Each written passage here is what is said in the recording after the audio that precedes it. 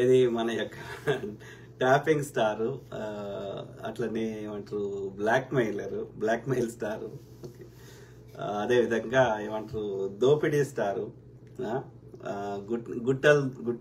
గుట్టలు దోషుండు, అట్లనే తిరుగుబోతూ కనిపించిన స్త్రీని వదలలేదు, ఇట్లా రకరకాలుగా ఉన్నటువంటి స్టారు కేటీఆర్ గారు.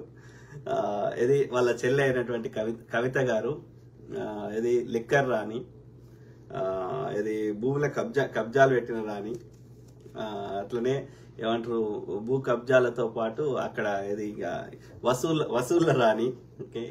ఎంతమంది దగ్గర ఎన్ని అట్లనే ఇక వాడు ఎవడు గిఫ్ట్లు ఇచ్చిండు, 20 లక్షల వాసి షెల్ ఎందుకు పెట్టుకుంది, 45 లక్షలు 50 లక్షల వాచ్ అన్నిట్లో ఎక్కడి నుంచి పెట్టుకున్నాడు.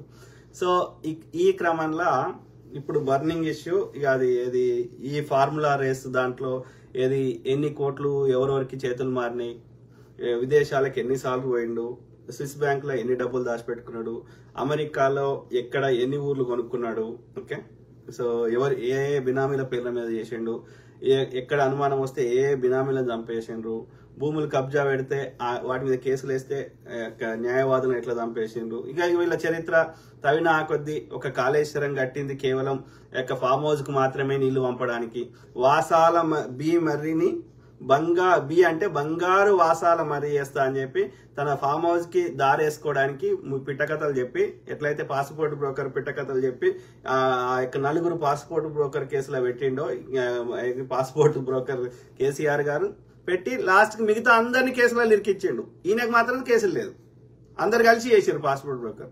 రషీదు, హరీష్ రావు, ఇంకా అనేక మంది, ఆల నరేంద్ర, ఇట్లా రకరకాలు. కానీ మిగతా వాళ్ళందరినీ ఇరికిచ్చిండు, ఈడు మాత్రం తప్పించుకున్నాడు. అర్థమైందా? సో ఆ విధంగా ఏది ఆ యొక్క ఫామ్ హౌస్ కి దారి ఇయ్యరని చెప్పి మీకు బంగారు వాసాల మరీ చేస్తా అని చెప్పి ఫామ్ హౌస్ దారేసుకొని ఆ విధంగా వాళ్ళకి ఏం చేయలే, వేరే దగ్గర కట్టియలే, ఏం చేయలే, కేవలం తన దారి కోసం పిట్ట కథలు చెప్పిండు. ఇంకా అట్లాంటి మూర్ఖుడు ఇక గెలవడానికి ఎన్ని చెప్పిండు, గెలిచినాక ఎన్ని మాటలు మార్చిండు, సన్నాలు ఒకసారి వెయ్యి ఒకసారి వద్దు, ఇక వాని చరిత్ర చాలాసార్లు చెప్పినా మళ్ళీ చెప్తూనే ఉందాం కంటిన్యూస్ గా సిచ్యువేషన్ బట్టి. సో ఆ క్రమంలో ఇప్పుడు కరెంట్లీ బర్నింగ్ ఇష్యూ ఈ ట్యాపింగ్, ఫోన్ ట్యాపింగ్. సో వీడు మన అమెరికాకి ఎందుకు వచ్చిండు, వాడిని ఎందుకు కలిసిండు, ఈ కలిసే కంటే ముందు ఢిల్లీకి పోయి ఎన్నిసార్లు ఆ యొక్క బీజేపీ వాళ్ళని కలిసిండు, సో దీన్ని ఎట్లా ఆల్రెడీ ప్రొటెక్షన్స్ అట్లాంటివి ఏమైనా ఢిల్లీలో తీసుకున్నాడా, ఇక రకరకాలు ఉన్నాయి. సో ఆ క్రమంలో ప్రస్తుతం ఏంది అంటే ఈ ఫోన్ ట్యాపింగ్ సాధారణంగా ఏం చేస్తారంటే క్రిమినల్స్ విషయంలో చేస్తారు. ఎందుకంటే వాడు ఎక్కడికి పోతున్నాడు, వాడి క్రిమినల్ యాక్టివిటీస్ ఏంది అనుమానం వచ్చినప్పుడు పోలీసు వాళ్ళు చేస్తారు. కొన్ని చేయకూడదు, అనెథికల్. కానీ కొన్ని సందర్భాల్లో ప్రతిపక్ష రాజకీయ పార్టీల యొక్క ఎత్తుగడలు ఏందో తెలుసుకోవడానికి చేస్తారో, చేయకూడదు. కానీ దుర్మార్గుడైన చంద్రబాబు నాయుడు ఈ కల్చర్ ఉంది. రాజకీయాలకి సామాన్యుడు పోటీ చేయకుండా పైసలతోటే రాజకీయం చేసే విధంగా తయారు చేసిన వ్యవస్థను నాశనం చేసిన వ్యక్తి Chandrababu Naidu.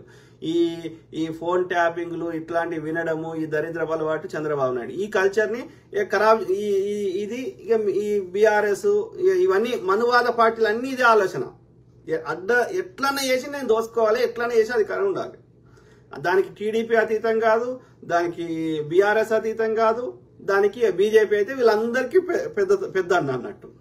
No ethics, morals. ఇది తప్పు, రైటు, విలువలు, ప్రజల యొక్క ఆమోదంతో ప్రజలకు మంచి చేసి ప్రజల హృదయాలను గెలిచి ఇది కల్చర్ లేదు. ఇక ఈ కమ్యూనిస్ట్ వాడు, కాంగ్రెస్ వాడు, లెఫ్ట్ ఐడియాలజీ ఉన్నవాడేమో ప్రజలతోటి ఇది మంచిగా చేస్తాము, మీ బతుకులు మారుస్తాము, మీకు ఇది చేస్తామని కన్విన్స్ చేసుకొని వాళ్ళని ఓట్లు వేయించుకునే ప్రయత్నం. వీళ్ళది అట్లా ఏం లేదు.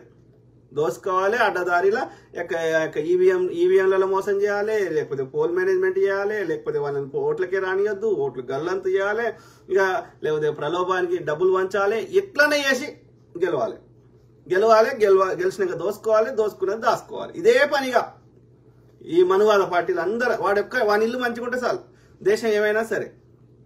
సో ఆ క్రమంలో ఈ ఫోన్ ట్యాపింగ్ విషయంలో అయితే ఇక్కడ ఏం చెప్తున్నా అంటే అనెథికల్ అయినా కానీ ప్రతిపక్ష పార్టీలని చంపడానికో వాని ఎత్తుగడలు తెలుసుకొని నెక్స్ట్ చర్య వానికి కౌంటర్ గా తీసుకోవడానికి కొన్ని రాజకీయ పార్టీలు, ముఖ్యంగా ఈ మనువాద రాజకీయ పార్టీలు చేసినాయి. అంటే రాజకీయ పార్టీకి